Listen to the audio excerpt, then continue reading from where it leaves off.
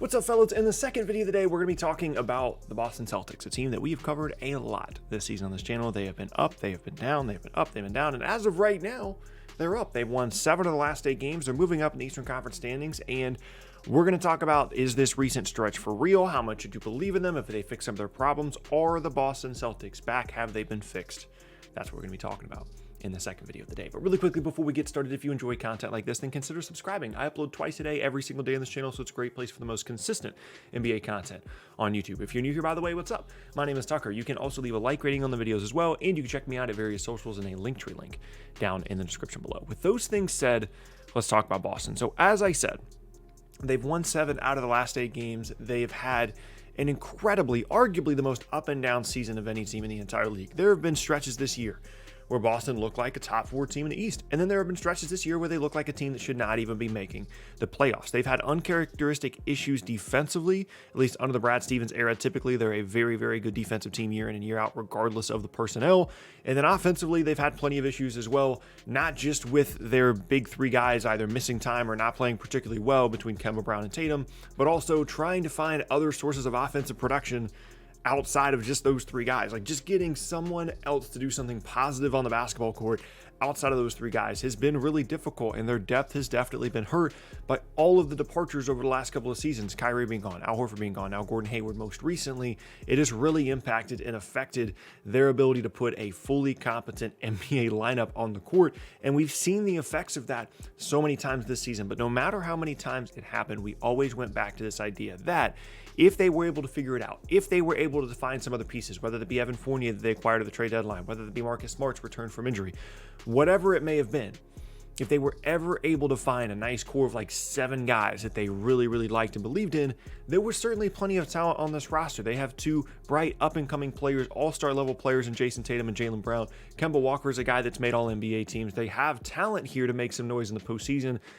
And recently, they've kind of delivered on that promise. So we've continued to think about, continued to kind of hammer home with this group where we never quite were ready to give up on them. 7 of the last 8 is not an accident. And this most recent game is the one that really made me think, okay, it's time to make a video about Boston. Okay, so they play the Suns the other night.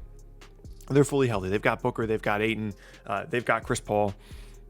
The Celtics don't have Jaylen Brown. Jason Tatum goes 3 for 17 from the floor, and they still beat the Suns. The Suns team, by the way, that was trending towards having the best record in the entire league, the best record in the Western Conference. They don't really lose a lot of games lately, the Suns. That's a huge, huge win for Boston, especially considering all the other things that I talked about. Kemba had a huge game scoring-wise, and they held the Suns to 86 points. You know what I mean? And that was kind of the one where it's like, you know what? We got to talk about them now. Because up until that point, there's like an overtime game against Minnesota, and you're like, eh. And yeah, they beat the Lakers, but obviously they're not healthy. They beat the Nuggets, no Jamal Murray. Like, there's a lot of stuff you can start to kind of nitpick throughout this 7 of 8. But then once they beat the Suns and you start to look at some of the other results, you start to think, have they fixed it? Have they figured it out? Well, here's my answer to that. No matter what happens with Boston the rest of the year, right? Assuming that they make the postseason, which is pretty likely at this point, they're going to be heard from no matter what. They're too talented at the top to not be heard from. They're not just going to get swept. They're not just going to be an afterthought in the postseason, right? But in terms of have they fixed things about their roster and about their team that they've been struggling with the entire season? No, they haven't. Now, have they looked better? Absolutely. There's been better effort. They've been more focused. They've just been a little bit more driven, I feel like. And over the last handful of games, pretty much every game you're getting a big game out of either Tatum, Brown, or Kemba Walker. They've all had big games lately, right? And so you're starting to kind of see some of that promise and some of that potential come together. They still have issues defensively. They still have times where the other 2 guys on the floor, assuming Kemba Smart and Kemba, Brown, and Tatum are all on the floor at the same time. They still have issues where the other 2 guys just don't really do anything. And all those things are still problems for this group, okay? Now, if you want to make the case for Boston as a true postseason threat, as a team that other teams don't want to see in the postseason, here's what it would be, okay? Brad Stevens is still, in a lot of people's eyes, in my eyes, one of the best coaches in the league, right? And defensively, they're trending in the right direction, at least, and they should be able to figure some things out from a different matchup perspective. Within a 7-game series, they're going to be pretty good about adjusting from game to game, right? From an individual scoring and individual skill standpoint, they still have a lot of talent between those 3 guys, right? And then Marcus Smart is kind of the intangibles guy. And, whatever Evan Fournier can give them is just another competent guy on the floor.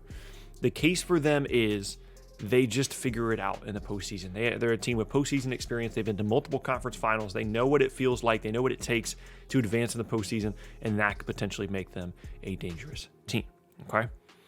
Now, the counter to that would be it's still the same team, basically, that we've been looking at the entire year. Granted, there's been some injury stuff with a handful of different guys or protocol stuff or whatever the case may be. But ultimately, by the time we get done with this, it's a 72-game sample size of a team that just can never sustain anything for a long period of time, right? And I think it's unlikely that we find the answer to any of the questions that we have about Boston before the season is over. We've got a couple more weeks of the regular season, and unless they really sustain this 7 of their last 8 pace for the last couple of weeks, I think it's unlikely that we're really going to learn anything about Boston moving forward, okay? All we can say right now is with this recent stretch, they are trending in the right direction. Specifically, they looked really, really good in that Phoenix game. Now, if you want to tell me when we get to the postseason that Boston ends up making the conference finals, I would listen to you, if I'm honest. I think there's that level of talent there. I think there's that level of variance there with how this season has gone and all the circumstances around it. I don't think it would necessarily be surprising if they ended up winning two postseason series. Now, that doesn't mean, I'm not trying to say that means that it's likely, but I'm just saying that I wouldn't necessarily be surprised, right? On the other hand, if you want to tell me that they lose in the first round in 6 games in the 4-5 matchup or something, I would believe that too, okay? So basically what I'm getting at for Boston is, even though I felt like I needed to make a video about them today, right? And talk about this recent stretch, talk about a bit more of a sense of urgency, talk about the fact that they've been able to overcome on some nights a tough shooting game from Jason Tatum, on other nights he scores 44, right? They're starting to piece it together. All I'm saying is, I don't know if we're really going to know anything more about this group until it really comes down to in the postseason. You know what I mean? Maybe there's a moment in the postseason where someone hits a big shot and everything just clicks and they're all together and they're working together. Maybe there's not. I don't know. But they're worst case trending in the right direction. And I think that's kind of all you can glean from this, right? If you want to come out and say the Boston Celtics have figured it out, they're fixed. They've won 7 of the last 8. Let's go. I think that's the wrong take. I think we've seen too many up and down stretches, too many glimmers of hope that have eventually faded out from this group this year to start thinking with that mindset for me personally. So if you want to go there, that's fine. I'm just not there right now. Now, if they have a nice stretch in the postseason where they're shooting the ball well and they're playing good defensively, or maybe the other team's just not making shots, cool. Ultimately, though, they're probably going to continue to be one of the weirdest teams in the league, right? And my last point that I would make here is it's possible that these last couple weeks of the regular season, Boston finishes the year really well. They've got a pretty favorable schedule the rest of the way. There's a scenario in which they start to move up. Maybe they're the 4th seed in the East by the time the season's over, right? I think everybody's ready to say that this team is fixed.